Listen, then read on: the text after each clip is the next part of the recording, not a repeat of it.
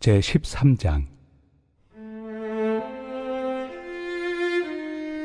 내가 사람의 방언과 천사의 말을 할지라도 사랑이 없으면 소리나는 구리와 울리는 꽹과리가 되고, 내가 예언하는 능력이 있어 모든 비밀과 모든 지식을 알고 또 산을 옮길 만한 모든 믿음이 있을지라도 사랑이 없으면 내가 아무것도 아니요, 내가 내게 있는 모든 것으로 구제하고 또 내 몸을 불사르게 내줄지라도 사랑이 없으면 내게 아무 유익이 없느니라. 사랑은 오래 참고, 사랑은 온유하며 시기하지 아니하며, 사랑은 자랑하지 아니하며 교만하지 아니하며 무례히 행하지 아니하며 자기의 유익을 구하지 아니하며 성내지 아니하며 악한 것을 생각하지 아니하며 불의를 기뻐하지 아니하며 진리와 함께 기뻐하고 모든 것을 참으며 모든 것을 믿으며 모든 것을 바라며 모든 것을 견디느니라. 사랑은 언제까지나 떨어지지 아니하되 예언도 패하고 방언도 그치고 지식도 패하리라. 우리는 부분적으로 알고 부분적으로 예언하니 온전한 것이 올 때에는 부분적으로 하던 것이 패하리라. 내가 어렸을 때에는 말하는 것이 어린아이와 같고 깨닫는 것이 어린아이와 같고 생각하는 것이 어린아이와 같다가 장성한 사람이 되어서는 어린아이의 일을 버렸노라. 우리가 지금은 거울로 보는 것 같이 희미하나 그때는 얼굴과 얼굴을 대하여 볼 것이요, 지금은 내가 부분적으로 아나 그때는 주께서 나를 아신 것 같이 내가 온전히 알리라.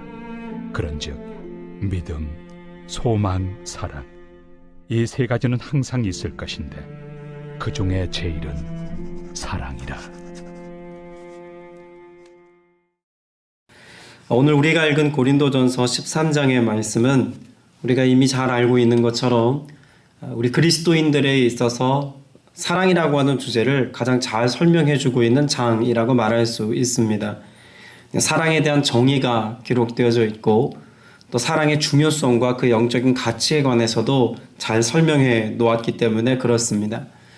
근데 우리가 먼저 전제하고 이해해야 될 가장 중요한 것이 있다면 사랑이라고 하는 것이 우리의 감정과 또 정서를 대변해주고 있는 중요한 주제이기보다는 가장 영적인 단어다라고 하는 사실을 우리는 먼저 이해하고 오늘 본문 말씀을 보아야 합니다. 어떤 점에서 사랑은 가장 영적인 주제라고 말할 수 있을까요? 성경에서 말씀하고 있는 하나님의 성품 혹은 하나님의 형상, 그것을 이야기할 때 반드시 빠지지 않고 등장하는 단어가 바로 사랑입니다. 사랑은 눈에 보이지 않는 어떤 형상이고 추상적인 것처럼 보이지만 한편 예수 그리스도께서 이 땅 가운데 오셔서 보이신 사역, 또 예수님께서 십자가를 통해서 이루신 사역을 구체적으로 설명할 수 있는 단어라는 점에서 결코 추상적인 단어라고 말할 수 없을 것입니다. 예수님께서 육신을 입고 이 땅에 오신 사건, 그 성육신 사건을 이야기할 때 우리는 사랑을 빼놓고 이야기할 수 없을 것입니다. 예수님께서 이 땅에서 공생애를 사시는 동안 각색 병자들을 고치시고 더불어 귀신 들린 자들의 삶을 온전케 하시며 가난한 자들과 어려운 이웃들에게 그리스도의 사랑을 실천하신 모습은 사랑이라고 하는 단어를 잘 설명해 줄 수 있는 내용이라고 볼 수 있습니다. 무엇보다도 예수님께서 우리의 모든 죄를 다 담당하시고 십자가에 오르심으로 그 죽음으로 모든 죄의 문제를 해결하신 은혜의 사건은 우리 그리스도인들의 삶을 자유케 하시기까지 얼마나 하나님께서 우리를 사랑하셨는지에 대해서 잘 설명해 줄 수 있는 내용이기도 합니다. 더불어 예수님께서는 이 땅에 다시 오시기까지 우리에게 무엇을 약속하셨습니까? 성령님을 보내셔서 우리와 영원토록 함께 있기를 원하신다는 사실을 여러 차례 말씀하셨습니다. 예수님께서 우리를 고와 같이 버려두지 아니하시고 지금도 우리와 연합하여서 한 몸을 이룬 것처럼 교회 공동체 안에 모여든 모든 지체들과 늘 함께 계시겠다는 약속의 말씀은 그 한 영혼 한 영혼을 지극히 사랑하는 마음이 있지 않으면 하실 수 없는 내용이라고 봅니다. 그런 점에서 예수님의 이 땅에 오신 성육신 사건과 공생애, 예수 그리스도의 십자가와 부활의 역사, 이 모든 가치 안에는 사랑이라는 주제가 다 공통적으로 포함되어져 있다고 말할 수 있을 것입니다. 그런 점에서 사랑이라고 하는 단어는 예수 그리스도를 설명하고 예수 그리스도의 사역을 설명할 수 있는 가장 중요한 주제라고 말할 수 있겠죠. 자, 그러면 이와 같이 중요한 주제 사랑에 대하여서 사도 바울은 왜 설명하고 또 선포하고 말해야 했을까요? 고린도 교회 성도들이 사랑의 가치를 몰랐기 때문에 이와 같은 말씀을 선언하고 있는 것이겠습니까? 우리는 12장 31절 말씀부터 다시 살펴보아야 합니다. 12장 31절 말씀에 보면 그러나 여러분은 더 큰 은사를 열심히 구하십시오. 이제 내가 가장 좋은 길을 여러분에게 보여드리겠습니다. 라고 말합니다. 여러분 31절의 말씀은 우리 그리스도인들이 신앙생활하면서 내가 지금 갖고 있는 현재의 은사보다 더 큰 은사 혹은 더 귀한 은사라고 말할 수 있는 어떤 은사를 구해야 된다는 이야기가 아닙니다. 이미 사도 바울은 더 큰 은사라고 하는 것이 무엇인지를 염두에 두고 말하고 있는 것입니다. 사도 바울이 교회 공동체 안에 나타났던 여러 은사들 가운데 가장 중요한 은사로 말하고 있는 것은 다름 아닌 사랑입니다. 이제 내가 가장 좋은 길을 여러분에게 보여드리겠습니다 라고 말한 것도 그런 맥락에서 이해할 수 있겠죠. 이미 사도 바울은 교회 공동체 안에서 일어났던 여러 어려움에 대해서 이야기했습니다. 서로 분열이 일어났고 파가 갈렸고 그 안에 논쟁과 분쟁이 있었다는 사실을 사도 바울은 잘 알고 있었습니다. 여러분, 이와 같은 논쟁과 분쟁은 교회로서의 본질을 잃어버린 모습을 보여주기에 충분하다고 사도 바울은 여겼던 것입니다. 이미 고린도 교회 공동체 안에는 여러 은사들이 나타나고 있었습니다. 그 은사들을 통해서 교회 공동체 안에 모여든 많은 사람들에게 하나님 나라의 역사가 무엇인지를 설명하기에 충분한 조건을 갖추었다고도 볼 수 있겠죠. 더불어 거기 모여든 많은 사람들은 믿음의 고백을 선포합니다. 성령이 아니시면 주라 고백할 수 없다는 말씀은 단지 그들이 믿음으로 성령의 능력으로 예수 그리스도를 주라고 고백하고 있는 것을 의미하지 않습니다. 당시 사회적인 분위기는 어떻습니까? 로마의 황제가 주라고 불리워진 때였습니다.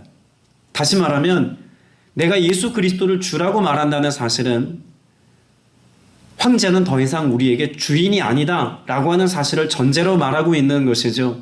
그렇게 성령 안에서 온전한 믿음으로 예수 그리스도를 주라고 고백할 수 있었던 믿음의 선포가 고린도 교회 안에 있었다는 이야기입니다.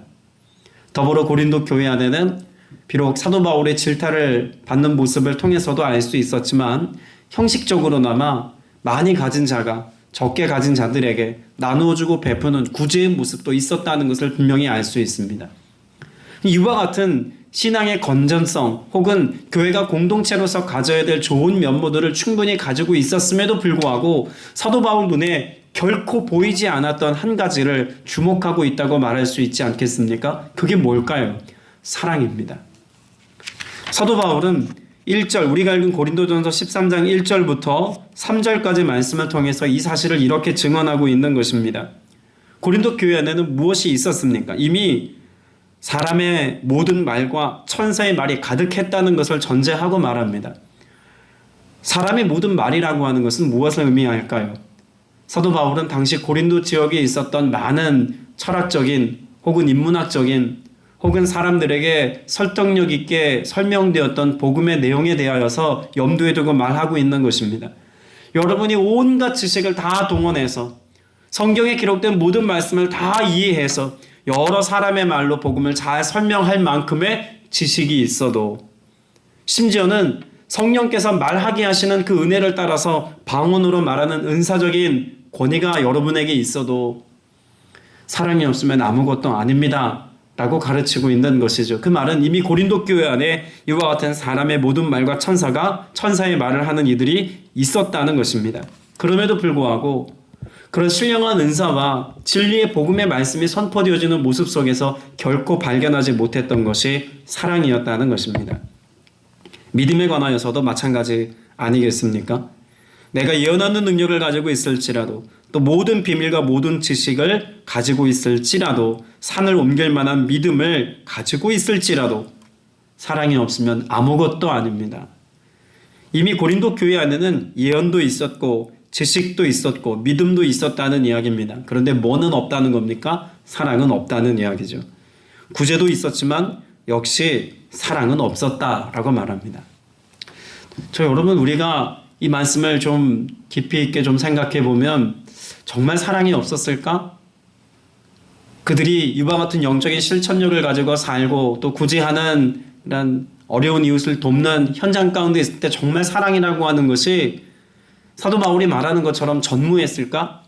어쩌면 그들에게는 인간적이고 정서적인 사랑의 크기나 혹은 인간적인 사랑의 뉘앙스가 분명히 포함되어져 있었을 겁니다. 그럼에도 불구하고 사도 바울이 1절부터 3절까지 사랑이 없다라고 말하는 이유에 관해서 우리는 생각해 보아야겠죠? 자, 1절에 주어가 있습니다.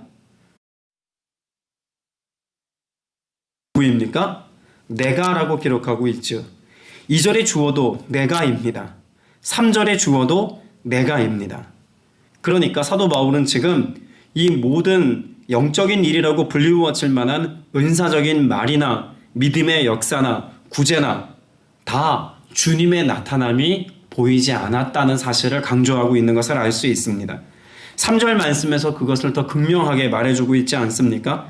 내가 내 모든 소유를 나누어 줄지라도 내가 자랑 삼아 내 몸을 넘겨줄지라도 사랑이 없으면 내게는 아무런 이익이 없습니다. 그러니까 지금 고린도 교회 공동체 안에서 일어나고 있었던 모든 영적인 일이라고 불리워지는 것들이 예수 그리스도가 주어가 되고 예수 그리스도를 나타내고 예수 그리스도의 영광을 위하는 일이 아니라 내가 주체가 되어서 나의 원함을 이루는 일이거나 나의 자랑을 삼기 위해서 행하는 일들로 변질되어졌다는 사실을 사도 바울은 잘 설명하고 있는 것 아니겠습니까?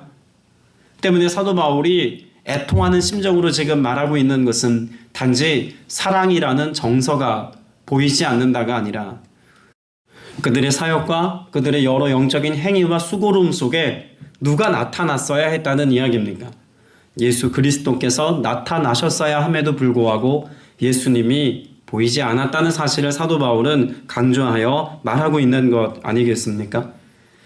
오늘 우리의 삶 속에서 우리가 실천하는 모든 영적인 일도 그렇습니다. 교회 공동체가 행하는 모든 일들이 다 영적인 일이 아니다라고 말하였던 사도 바울의 고백이 우리의 모든 사역 속에서 예수님이 보일 때, 예수님의 형상이 나타나고 예수님의 성품이 드러나고 예수님의 영광이 드러날 때, 예수님이 주도하는 일이 되어질 때 이 모든 일들은 다 영적인 일이지만 만일 그 속에 예수님이 보이지 않는다면 우린 결코 영적인 사역과 영적인 삶을 살고 있는 것이 아니라고 말한 것도 전혀 무관한 내용이지 않습니다.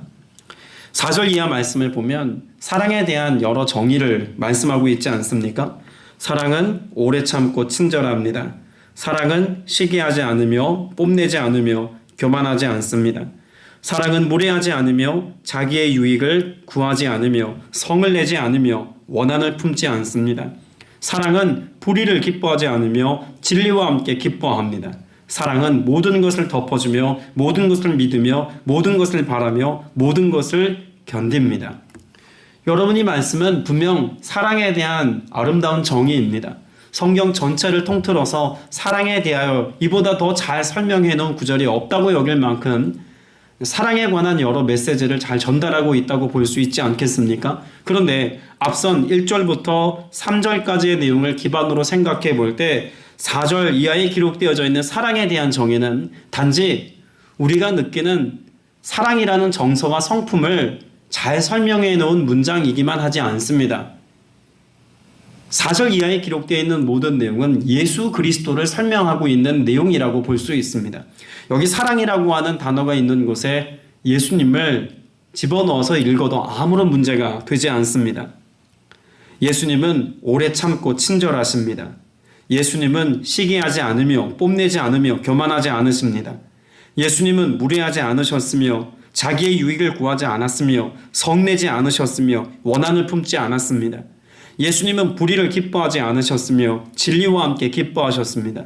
예수님은 모든 것을 덮어주며 모든 것을 믿으며 모든 것을 바라며 모든 것을 견디셨습니다. 여러분, 지금 사도 바울이 전하고자 하는 메시지는 사랑을 설명하는 것이 아니라 곧 예수 그리스도를 설명하고 있는 것이라고 해도 과언이 아니겠죠. 그것을 더 잘 설명해 주고 있는 말씀이 바로 9절의 말씀이죠. 사랑은 없어지지 않습니다. 사도 바울이 사랑이 없어지지 않는다고 설명하고 있는 것은 단지 인간이 존재하는 이상 사랑이라는 감정과 정서는 늘 있기 마련입니다. 뭐 이런 이야기하고 있는 게 아니죠. 사랑이 없어지지 않는다는 것은 예수 그리스도께서 태초부터 지금까지, 아니 영원 후까지도 우리와 늘 함께 계시는 분이 예수 그리스도시다라고 하는 사실을 다시 한번 확인시키며 말하고 있는 것입니다. 왜 이 사실을 강조하고 있을까요? 사도 바울은 우리의 사역 속에 고린도 교회 공동체 안에 과연 예수님이 계신가 보아야 한다는 것을 말씀하고 있는 것 아니겠습니까? 우리가 예수님의 이름으로 행하는 모든 기도, 예수님으로 행하여지는 모든 사역, 예수 그리스도의 이름을 통하여서 선포되어지는 모든 말씀이 고린도 교회 안에 차고 넘쳐나지만 그러나 정작 여기 계시는 임재해 계셔서 지금도 우리와 함께 계시는 예수 그리스도를 볼 수 없는데 과연 우리 교회가, 고린도 교회가 주님 보시기에 합당한 교회라고 말할 수 있습니까? 라고 하는 것을 사랑이라는 단어를 통해서 설명하고 있는 것이죠. 오늘 저와 여러분이 교회 공동체로서 혹은 교회의 지체로 살아가는 동안 그 어떤 가치보다도 사랑의 가치를 주목하고 또 중요하게 여겨야 할 것은 사랑을 통해서 우리는 예수님을 경험할 수 있기 때문입니다. 사랑한다는 것은 서로의 필요를 채워준다거나 믿음의 본을 보인다거나 복음을 전한다거나 하는 것과 같은 어떤 현상적인 것일 수도 있지만 근본적인 의미에서 사랑은 예수님을 나타내는 것입니다. 오늘 저와 여러분이 예수님 어떻게 전하겠습니까? 예수님을 나타냄으로 전해야 하지 않겠습니까? 우리가 어떻게 하나님의 말씀을 잘 이해시키고 가르쳐 지키게 할 수 있겠습니까? 예수님이 오늘 우리 가운데 나타나 말씀하시는 것처럼 가르치고 교훈할 때 그 하나님의 말씀이 우리의 삶에 스며드는 것 아니겠습니까? 교회 공동체 안에서든 교회 공동체 밖에서든 우리가 예수 그리스도의 형상을 나타내므로 주의 사명을 감당하자면 우리는 오늘도 사랑해야 할 줄로 믿습니다. 때문에 로마서 5장 5절에서 이미 사도 바울은 사랑에 대하여서 우리가 어떻게 그 사랑을 공급받는다고 말씀하고 있습니까? 성령께서 우리의 마음 가운데 부어주심을 통하여서 우리는 사랑의 실천력을 가지고 살 수 있다는 것을 분명히 말씀하고 있습니다. 예수 그리스도를 표방하고 나타내는 삶, 예수 그리스도의 성품을 가지고 예수 그리스도의 그 영광스러운 역사를 우리의 삶 속에 재현하기까지 반드시 필요한 것이 있다면 성령께서 그 하나님의 영이신 성령께서 우리에게 부어주시는 은사로서의 사랑이 우리 마음 가운데 가득해야 우리는 비로소 사랑의 실천력으로 살아갈 수 있다는 것도 사도 바울은 염두에 두고 있었다는 이야기죠. 9절 말씀을 통해서 사도 바울은 부분적인 것에 관하여 말합니다. 우리는 부분적으로 알고 부분적으로 예언합니다. 앞서 사도 바울은 예언도 사라지고 방언도 그치고 지식도 사라질 것을 이야기합니다. 왜 그것이 다 사라져버릴 것이라고 말했을까요? 부분적인 것이기 때문에 그렇습니다. 예수님을 온전히 나타낼 수 없는 것이기 때문에 예수님이 오시면 그 부분적인 것들은 다 사라집니다. 그런데 예수 그리스도께서 오셔서 더 명확해지고 온전해지는 것이 있습니다. 사랑입니다. 예수 그리스도의 다시 오심을 통해서 사랑이신 예수 그리스도를 만나는 그 자리에서 우리를 향한 예수님의 사랑이 명확해지는 그 자리에서 사랑은 더 온전한 것이 됩니다. 그리고 그 온전한 사랑을 통해서 우리는 예수 그리스도를 발견할 수 있고 만날 수 있는 것이기도 한 것이죠. 그런 점에서 사랑은 온전한 것입니다. 12절 이하에서 지금은 우리가 거울로 영상을 보듯이 희미하게 보지만은 그때에는 얼굴과 얼굴을 마주하여 볼 것입니다. 지금은 내가 부분밖에 알지 못하지만은 그때에는 하나님께서 나를 아신 것 같이 내가 온전히 알게 될 것입니다. 여러분 12절에 기록되어져 있는 이 말씀은 나와 예수 그리스도가 다시 재회하여 만나는 그 재림의 때를 충분히 연상하게 하지 않습니까? 그렇게 서로 얼굴을 대면하여 보게 되어질 그날 여러분 예수 그리스도를 만나는 그 자리에서 우리가 더 명확해질 수 있는 것은 나를 향하신 예수님의 사랑일 것입니다. 내가 예수님을 사랑하지 않으면 그렇게 예수님을 다시 보는 은혜도 누리지 못할 것을 사도 바울은 염두에 두고 분명히 말하고 있는 것 아닙니까? 13절 이하에서 우리가 잘 알고 있는 말씀이 선포되어지고 있습니다. 그러므로 믿음, 소망, 사랑 이 세 가지는 항상 있을 것인데 그 가운데 으뜸은 사랑입니다. 라고 사도 바울은 선포합니다.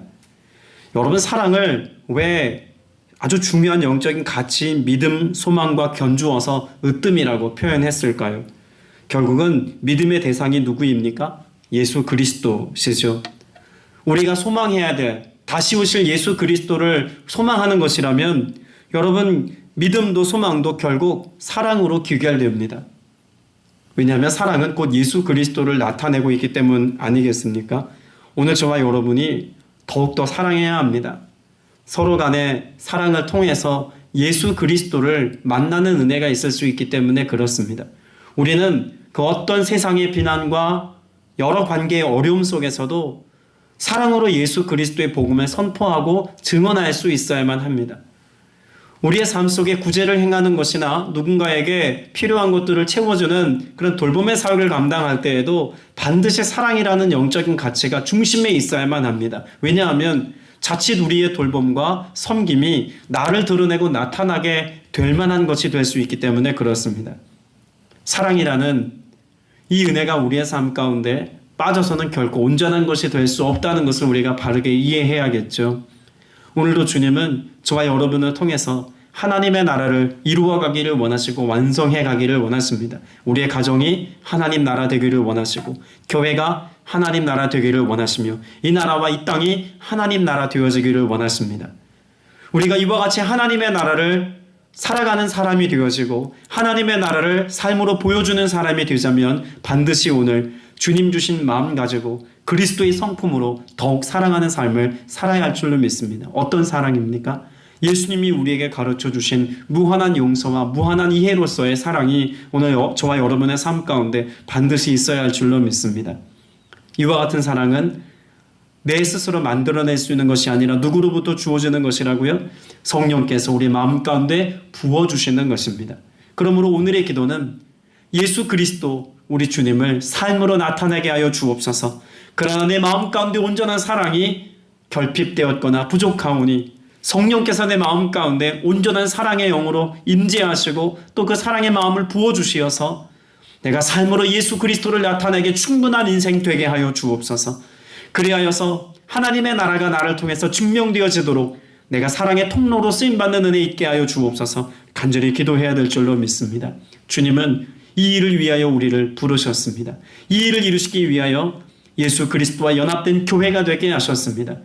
우리 사랑하는 모든 지체들이 어느 곳에 있으나 무엇을 하나 그렇게 주님의 영광을 나타내는 복음의 증인이요 그리스도의 사랑의 통로로서의 삶을 살기까지 온전한 그리스도의 사랑을 실천하는 믿음의 성도들 다 되시기를 주님의 이름으로 축복합니다.